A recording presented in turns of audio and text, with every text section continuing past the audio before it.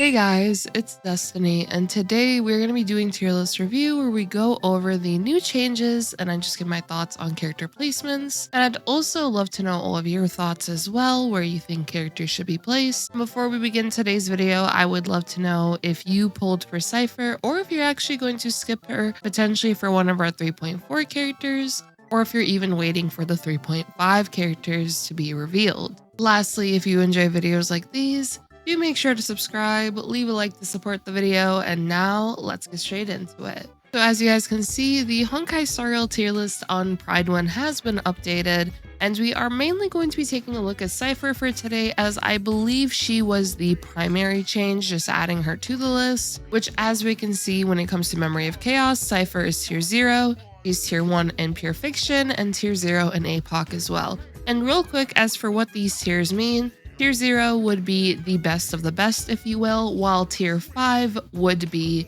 the not so great characters, if you will.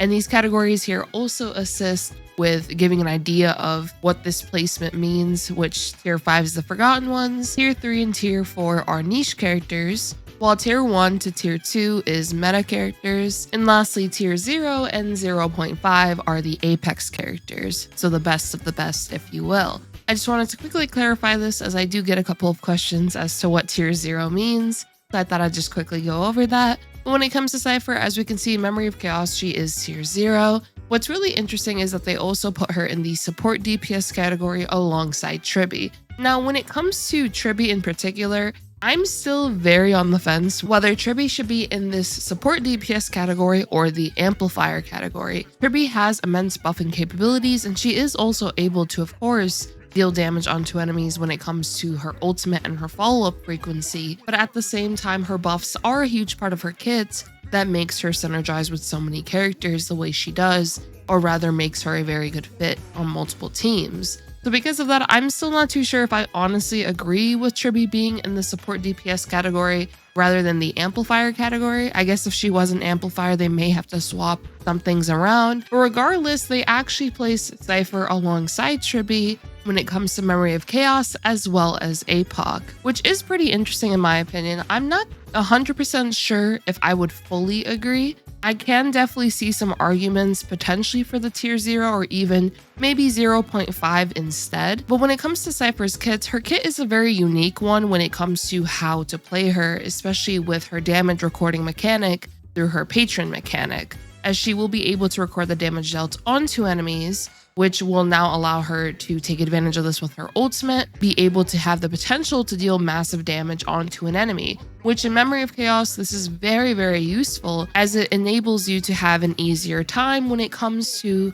the second HP bar, for example, of a boss. I typically like to do this where I just save all the damage that I'm dealing throughout the fight. So once that boss is in their second HP bar and then I attack with my other characters just to record a bit more damage, then I end up using Cipher's ultimate, which typically speaking deals a pretty huge chunk of the boss's HP bar at that point, because of the fact that we've been saving all of that damage recorded throughout the fight. As for Cipher's other benefits, she does have a follow-up in her kit, which is only once per turn, but since you are going to build Cipher to be a pretty fast cat at 170 speed or above, as one of her traces is maximized once you reach the 170 speed range or above, she will be able to get frequent turns, which does result in her still having a nice amount of follow-up attack frequency, which does make her a nice option alongside a character like Phainon. And of course, Cipher is also able to debuff with her kit, and depending on what light cone you have, this can allow you to debuff enemies either more frequently, more consistently, whatever it may be.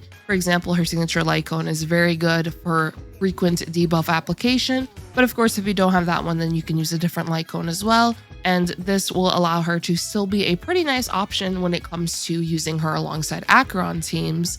But her team possibilities don't just stop there. One of her traces mentions that when Cipher is on the battlefield, damage received by enemies will increase by 40%, which this is a vulnerability debuff, and in a way can be seen as a 1.4 times damage amp for the team, which the team can heavily take advantage of when it comes to just being able to deal more damage overall onto enemies. So because she does have that vulnerability in her kit, simply by just being on the team, this actually opens up the possibilities when it comes to her on multiple team comps. For example, you can use Cipher alongside Castris. I have showcased this one before. When it comes to other synergies you can use, I have already mentioned Acheron. I have mentioned Phainon. I've actually seen Cipher on a no sustain boot hill team. That is a pretty interesting combination as well. But our favorite little cats can also help out there as well. Due to the vulnerability and of course the damage recording, she can assist with dealing with enemies' HP bars. And then when it comes to other synergies, a really fun team that I was actually able to try out was Cipher alongside Mighty. What ended up happening when I tested this is whichever enemy is the patron, which Cipher will make the enemy with the highest HP the patron unless you swap who the patron is with her skill or ultimate. Mighty will actually attack this enemy. As we know, Mighty automatically attacks. So keeping that in mind, depending on which enemy is the patron can allow you to actually have a bit more control on who Mighty is attacking. So that is a very useful thing to keep in mind of as well, I would say. So Cipher and Mighty can be a pretty fun combination as well. And while Cipher may not be the best in slot for some teams, because of the fact that she is able to inflict that vulnerability debuff onto enemies, and her damage recording mechanic can be very useful when it comes to just dealing with enemies in endgame in general, she can overall be a flexible option for teams. And one thing she does that I think is pretty nice, I would say, is let's say that you do not have every support in the game. Cipher does allow you to have a bit more flexibility when it comes to which characters are on what team.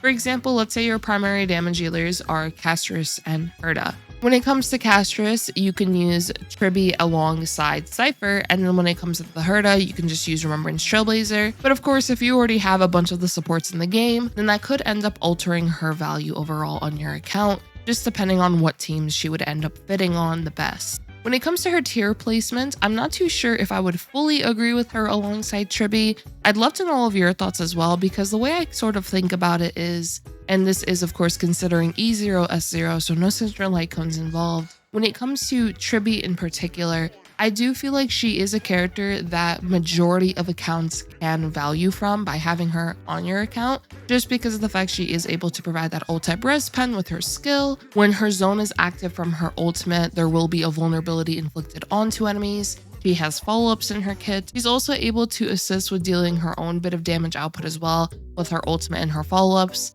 Her follow-ups are very useful when it comes to the overall attacking frequency of the team, which can be useful if you do use her on a Phainon team. You use her alongside the Herda, and her buffing capabilities also pair very nicely with HP scaling damage dealers, since they are going to be able to fully take advantage of her kit. So you can end up using her with Castris, Mighty, Blade, and so on. So Tribi overall has immense value when it comes to how many teams can take advantage of her kits, and also if you do equip Dance Dance Dance on her, then she's going to be able to also provide the team action advance from that as well. Plus she is also able to get her ultimate at a pretty nice rate with one of her traces, as it will allow her to get a bit more energy whenever allies attack enemies. I would say it is difficult to agree with another character alongside her, just because of how much she's able to provide. She's already in a sense proven herself when it comes to her supportive capabilities and how valuable of a character she is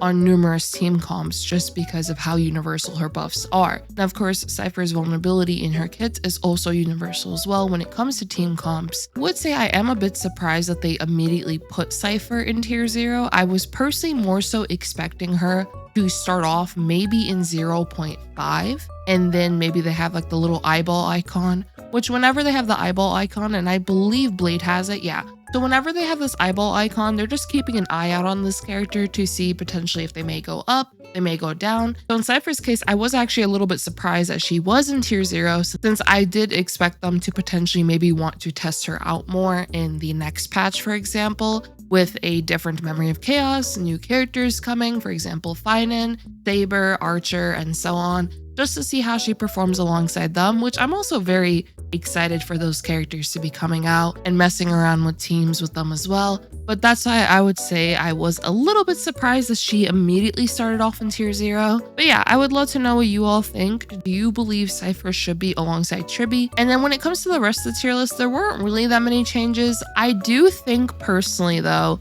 that once we get 3.4, and this is more of a hunch, but because of how many destruction characters we're getting in 3.4, when it comes to Phainon, and then Saber, and then also the destruction characters that are getting buffs in the case of Blade, and then also in the case of Jingliu. I am curious if the Memory of Chaos is going to shift more towards 3 targets rather than how AoE focused it is, and how this might actually end up shifting the tier list a bit as well. If we might see some characters that may be in the tier 2 or 1.5 in the case of Blade, maybe they end up going up. Depending on how powerful the character buffs are, we can very much see an increased Blade's placement very soon. He did get a nice boost, I would say, from Hyacine, especially if you do have Hyacine's light cone. But either way, it's going to be pretty interesting to see how these characters might end up shifting around on the tier list and how powerful the character buffs may be. Of course, Kafka is also going to get a character buff, and so will Silverwolf.